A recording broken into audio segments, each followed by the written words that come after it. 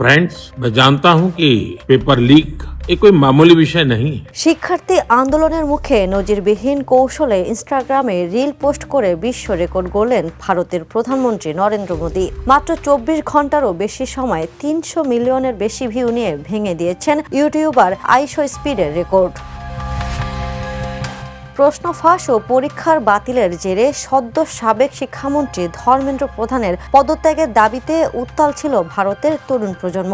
আন্দোলনের এই ঝড়ে দিশেহারা হয়ে জেনজি প্রজন্মের মন জুতে গত বৃহস্পতিবার ও শুক্রবার গভীর রাতে ইনস্টাগ্রামে দুটি সেলফি রিল শুট করেন 75 বছর বয়সী এই ভারতীয় নেতা, যার মধ্যে প্রথম ভিডিওটি মাত্র একদিনেই 300 মিলিয়নেরও বেশি ভিউ কুড়িয়ে প্ল্যাটফর্মটির একক ভিডিওর সর্বোচ্চ ভিউর রেকর্ড করেছে।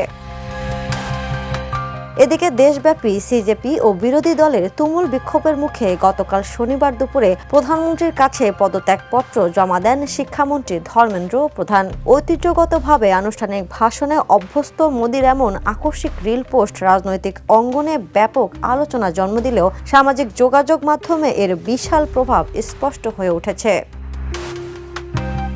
আন্তর্জাতিক ডেস্ক, দ্য নিউজ।